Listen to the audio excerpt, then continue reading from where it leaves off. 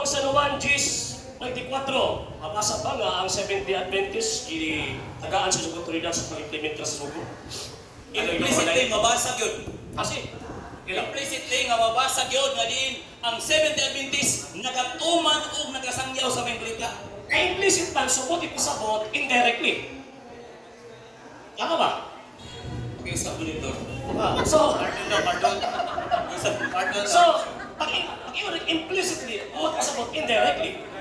Yes, mabasa na ito na sumala sa Biblia nga din ang dili lang mga Israelita, kundi mga Kristohanon. Ang sita sa Biblia, kapitulo, bersikulo, na naghatag og suporta, letra por letra mabasa nga ang Seventh Day Adventist implied di pasabot sa San Juan 10:24.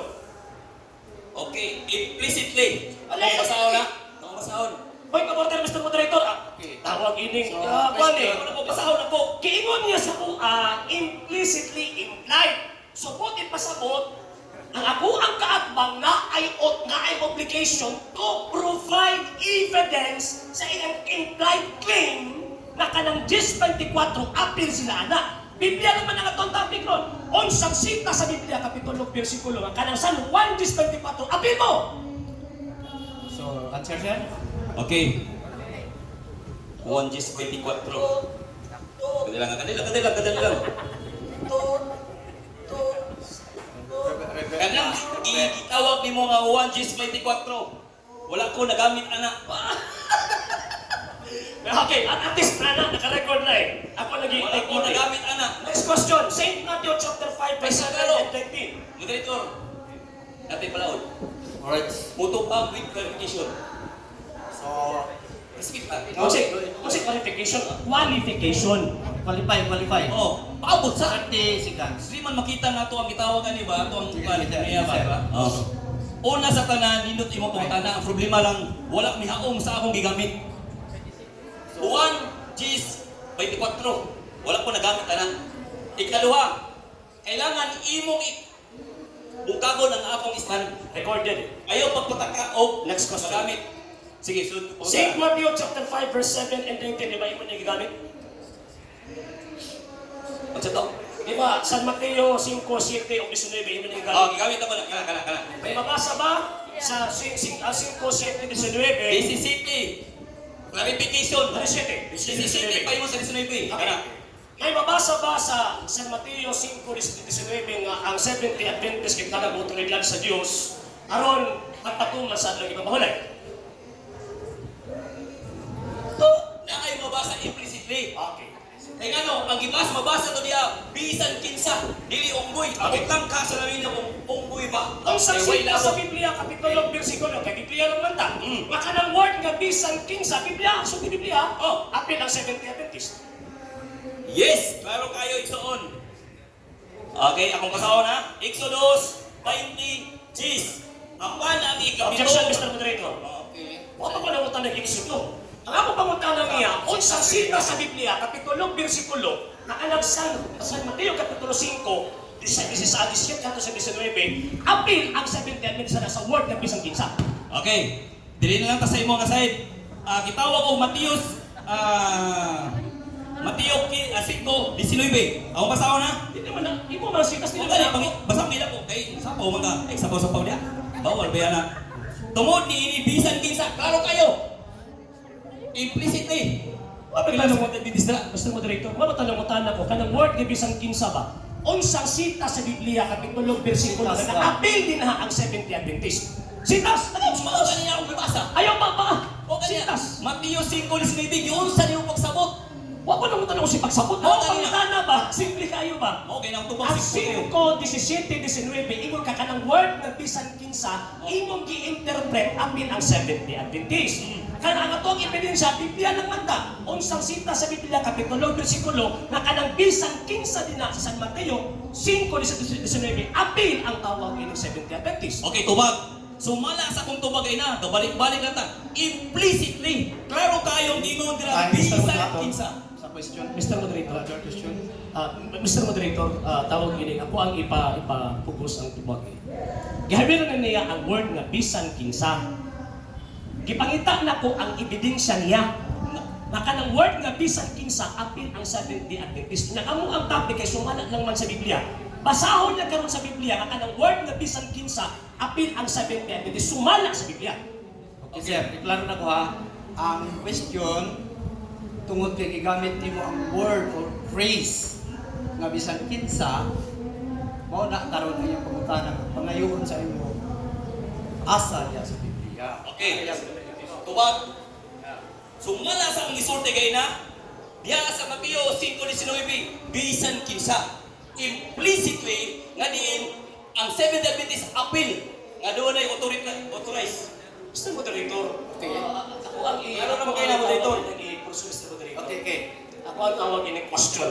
So, Ah, clarification ako Ah. kanang sige, sir. Anak sa kuha ba? Given na nga, gigamit niya ang word nga bisan kinsa.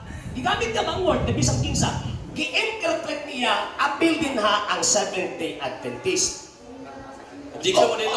Okay ko sa iya ha. Okay ko sa iya. Magkano sa mga references. Objection ko pa naman.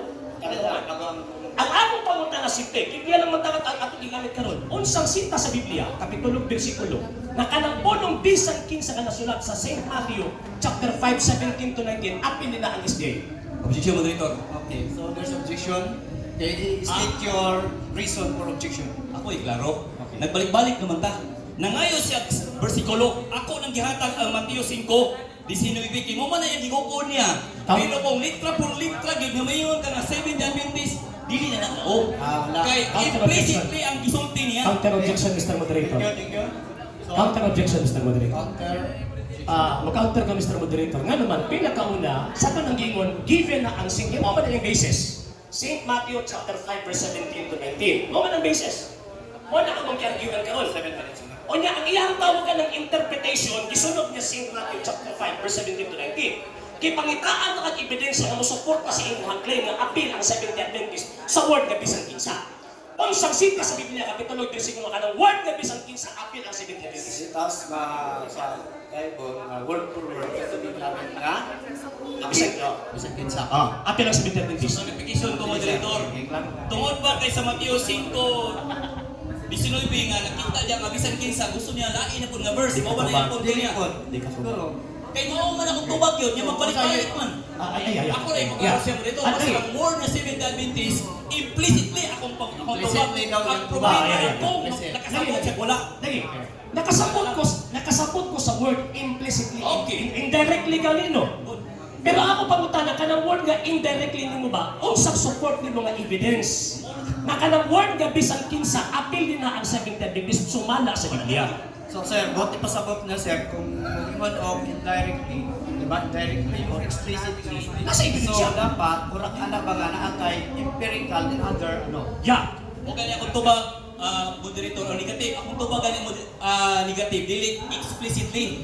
Implicit daw, okay. Klaro So, kanya. Negative, nung sa mga. Ang sabuha, di tawagin mo lang.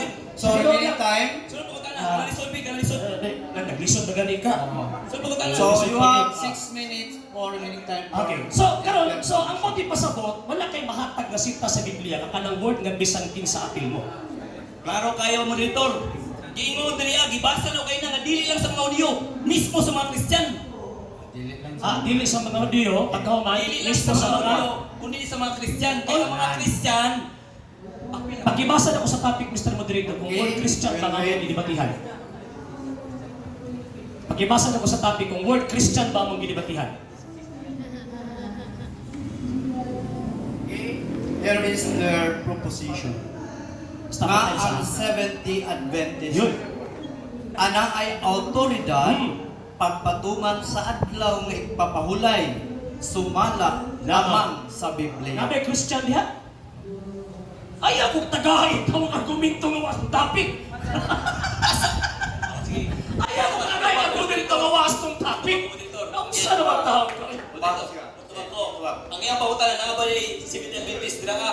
Ang akong pagpamatuod sumala sa pagpamatuod dili litra por litra. Una kayo pangitga ug litra por litra. Mabitaw na mo. Kaya wala ka ng tao nga litra por litra na tao ka pinagi sa pagsagot kinsa yung tulo sa imong kailangan litra por litra. So, wala gikibabasa na litra. Sumala sa implicity ang So, ginoo sa imo. so, ang bitawan na ginino ka nga, wa kay mabasa ng kapulitan. Sumala lagi sa litra po. Ah! Implicitly nga Okay. gingon sa imo. Asa na So, Next question. Okay, next question. Next question. Next question. Okay. Ang Diyos, sumala sa balaang You have remaining kasulatan. 4 minutes. Ha? Sumala sa balaang kasulatan, kihatag ang adlaw ipapahulay dikto sa gitawag og mga Israelita. Apil babuok ang Seventh-day Adventist unsang sita sa Biblia nga apil sa Israelita. Okay. Naadri mo dito akong basahon. Okay na? Apil sa Israelita? Oh. Oh, Christian. Eh, so ako naman talaga Christian ba? Christian naman taon mo. Christian, ano man? Again, Christian, Mr. Moderator, pagpagilasa ko sa topic So, again. ang iyang pangutang subay ta sa Sige, ikon. proposition. Balik ko na itong basa nga ang Seventh-day Adventist ana ay autoridad pagpatuman sa adlaw nga ipapahulay sumala lamang sa Biblia. Grabe Christian, Mr. Moderator. Wala. Oh. Okay. Base sa Abot naman ang sa Christian. sa stated sa proposition. Hindi na may akong pangutana eh. Tupaga akong pangutana. Tupaga akong Mas ba pangutana. pangutana ka nang imong pangutana? Sumala sa balaang kasulatan, asa gihatag ang adlaw, ang sugo sa adlaw ipapahulay. Sa Israelita o sa mga Seventh-day Adventist? Okay. So, sa mga Israelita ng mga Seventh-day Adventist, Again kung sinta sa Biblia nga ang Israelita Seventh-day Adventist. na-implicitly. Ah! Ano ba sa sumala diri? Kaya ang Seventh-day Adventist Christian. Ha? Dili Ang Muslim. Israelita ba Kristiyano? Diba? Hudiyo. Ang Hudiyo ba Kristiyano? Mao lagi. Hudiyo, Israelita. Di ba? Ang Israelita Okay, ba basa. Kristiyano? Basa ta. Okay na. Sasa. Ang Israelita ba Kristiyano? Ang uban, Israelita, Kristiyano. Wa ko nang utanong ang uban ba? Ang Israelita ba Kristiyano? Kristiyano lagi ang uban, dili tanan. Unsang sita sa Biblia, kapitulo, versikulo nga kanang gisulti ka Israelita sa Daang Testamento, Kristiyano na. Sumala sa mga apostoles, unsay daw mga apostoles Wa day? ko nang utanong ang apostolos ka na imong ibasa sa ang Google. Okay na. Ayaw ko ka. Kung basahon, okay lang sa'yo, basa ko. Ang ko na nga ang Israelita Kristiyano. Ha? Okay. Kasama na ko ha? Okay. Daan tugon. Bubasa na siya, sir. Sitas. Okay, Genesis 1. Oh, imprimato, inyo ka man eh. Objection, Mr. Moderator. Objection, Mr. Moderator. Ano ba? Kristiyano. Ang Kristiyano lagi. Old Testament. Mabasa gani. Kristiyano. Ay, naunsa. Genesis. Bago pa. O sige, nabasa sa Genesis ha? Chapter Saan ang version? Ayo. Saan ang version? Genesis. Genesis 1, Community Bible. Yes! Ano yung nagpapag? Kita na daw ko Okay, pwede na, ano? Sige daw.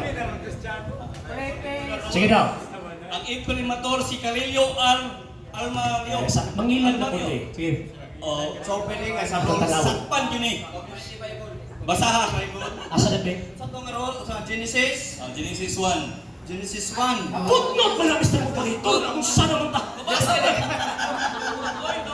Ang akong gipangita nakasulat sa Biblia. Wa ko na punta ng footnote. Tingnan mga mangilan na po ni ay. Sige, okay. Mangilan So, na po. pangipanayo. Clarification, moderator. Clarification, moderator. Okay, sige, clarification. Kung kabalot mo sabot, sumala, masulat sa Biblia. Nasulat man. Mr. Moderator, Saan tayo man eh? ng Okay, Biblia. okay. So, with your all respect and humility, Adlo ka putno. ano sa balance nga, as a right sa moderator, ang footnote is not part of the Bible because explanation, dili, Bible man, ang footnote, references, and any other, dili appeal sa Bible.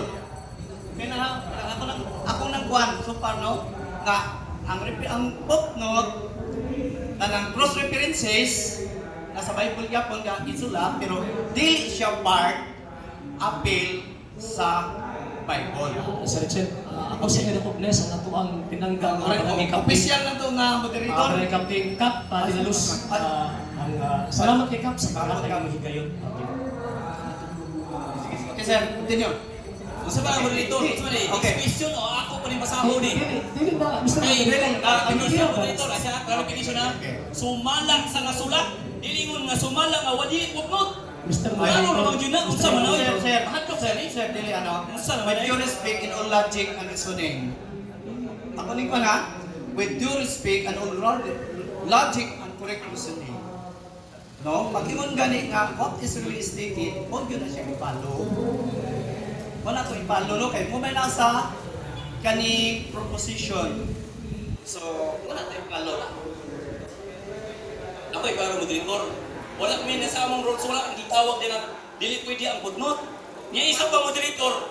Ang giingon niya, nangita siya og verse. Objection. Na nakay masulat. Okay. Kaya hindi mo man mabasa dili siya masulat. Time, urot na. May tinuod na. Time paper. Objection, Mr. Moderator. Okay, there's objection. Objection, Mr. Moderator. Nagkurata, nag-ungot ka diri. Lagi. Okay. No. Objection, Mr. Moderator. Wala mo panangutan na napas footnote. Di ba mo panangutan na ang ako pangutana unsang sitas sa Biblia. Wa panangutan na unsang footnote sa sitas sa Biblia. Kasi nalipong ka ba? Counter objection Di ba? Di ba? Ako ang iklaro ba? At the same time, amo ta ato ang gi-define ganina any version. And at the same time, kaya nag-Biblia, referring na sa explicit presentation sa nagsulat, sa writer, na naa sa Biblia, dili sa mga scholar. So you have remaining time 44 seconds. Last question. Oh, last question. Counter objection Oh, counter objection. Okay, Stop the time. nag-objection man siya. Okay. Ingon man niya nga, yan lagi hindi siya ganaan ang footnote. Hindi siya ganaan ang footnote. So kung mangutana siya mo dito, yung tubag ko, di siya kaangay, yan ang problema. Okay. Di ba tinanggun ni? Wala man sa kuan na tong kuan. Di ba Tawag ko kinuguni? na. Wala naman sa rules. Nakakasa Pwede ang ang rules. footnote. Nakasa to ang Sige, rules. tanawa ko na may footnote. Nakasa to ang rules. Dali ko daw. Tanawa mo, sige. Pakibasa mo dito para dili po po maulawan. Yeah. Kung naawa diya. Yeah. Oh. Okay. Wala ko nigon nga. Ay, di, ayaw. Ayaw naman na natulis. Ayaw bitin sa. Pero isa lagi. Sa kami na kaya sa limuang ka nga eh. Silence ha, silence. Balik ko na po sa referent sa inyong una sa proposition, no? Nga ang Seventh-day Adventist na ay autoridad sa pagpatungan sa adlaw nga ipapahulay sumala lamang sa Biblia. Okay. Oh, naibot ko tula. Ano na lang, Mr. Moderator. Mr. Moderator. Ipamugos yun na, ani ha? Nisupak na siya sa mga rules. Uy na. Biblia lang, dagan sa footnote. So pwede na Excuse me, magamit, Brother- pwedeng magamit di ay ang tawag ini footnote as a reference. Alright, so Outside, Mr. Mr. Silo. Moderator. Tema, Mr. Moderator. Nagtawag ini ng object ko eh. Niya. So pwede na magamit ang footnote sa gitawag o among argumento karon. Outside the Bible na biya na. Okay, so ikaw mismo ang isupak sa ato ang rules. So unya, pag mutubag ko, dili ni kunin mo tawag ini dit-an pag mo gamit ang footnote ha? O sige. Okay, let's, alright, the moderator rule, no? Mr. Moderator, as far as the rules, nasa moderator either acceptance or non-acceptance sa iyang dokumento. You have to decide. If there is objection, you have to decide. So number 2, na siya gigamit nga referensya, niya doon ay katungod, naghiling sa referensya, it is on the moderator whether acceptance or non-acceptance of the documents. So, i-accept ba ang footnote? Wala pa. Aside pa na mo, no? Aside sa na to, unsa po ato ang basis karon mo decide. Moderator, excuse me. Kami man. Counter objection ko kaya nag-objection man siya rin na. Kami man ba? Nga, mayroon ka nga ang sa atong mga hindi na to idawat na to ang footnote o dili. So, wala man po na stated sa rules nga footnote dawaton o dili. Di ba? So, wala nga. So, mo dire decide ang sa moderator kung dawaton o dili. Okay? So, in my part, as I stated kaganina, so, pag-ingon og Bible, not including close references, footnote, and other, except only the verse, chapter, and verses. So, doon po naman part. So, ang request, ang tanan, denied na magamit sa footnote. My part. Alright, sa other side, mga kaisunan sa moderator, igawat na ito kay ang rules sa magbasa sa topic Pumalas Biblia. Ang footnote na mas Biblia. So, considered as valid para sa court. So, in accordance with the proposition code, okay, same as the what is the decision of the main moderator, I myself in my stand, I am also favor sa iya nga denied siya. So, ay na, nga dili gawat ang motor. Okay? So what? Our time? Time na to, sir. Praksikan sa lang to. Okay na? Wala na? 35 seconds. So, okay? Okay, so, there's best. Counter pa siya. Wait, Wala mo lang tayo. Seconds. Ikaw, sabi mo, wala mo lang check kung saan Na may seconds. Oh, sige, sige. Alam mo yung Na may seconds. Okay, naman ko yung authority.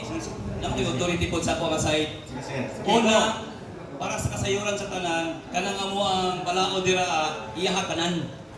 Ha? Matod pa sa video, kung nakita mo sa video na iyang gibuhat, ingon siya nga, nasa imo mo gamit pagkaog, gitawag reference or Biblia. Mabasan, kita dito sa video. Karon gitanggi niya. Amo ni bahala na. Point of order, Mr. Moderator. Dapat na iyang gipirmahan ang amo ang tawagin ng proposition ng topics. At the same time, ang rules, obliged na mo follow. Number 2, basta biya siya kung siya yung iyang gipirmahan. Simple man mo sa kasabot. Diba? Imposible. Okay, thank you. Sa hindi pa po nakapag-follow sa mga pages po natin, i-follow nyo po yung mga pages po natin, RJ Horolanciano II, TV Apolia Punto Argumento page, Kuya Apologies TV page, and RJ's Vlog 2022. And pwede rin po kayo mag-send po dyan ng Facebook stars. And also, sa ating po mga channels, sa hindi po nakapag-subscribe, i-subscribe po ninyo yung mga channels natin, Dalay Catholic, Apologies International Official, RJ Sano II TV, Kuya Apologies TV, and Barrio Kawayan Religious Forum. And pwede rin po kayo mag-send po dyan ng super sticker, super chats, and super thanks. And maraming salamat po sa mga kapatid at mga Katoliko na ulis pong tumutulong sa programa po natin. Maraming salamat po. Nang dahil po sa tulong at suporta po ninyo, ang programa pong ito, until now, andito pa rin po sa social media. And until now din po, nangangailangan pa rin po tayo sa tulong at suporta po ninyo dahil wala po kayong magagawa rito mga sir, mga ma'am, kung wala po yung tulong at suporta po ninyo. Sa gusto pong tumulong, sa gusto pong sumuporta, pwede po ninyong ipadala ang tulong at suporta po ninyo sa pamamagitan po ng ating mga account numbers dyan po sa ating pong screen. And pwede nyo po kaming i-message sa ating pong page kung via remittance po yung papadala po ninyo. Maraming salamat po in advance.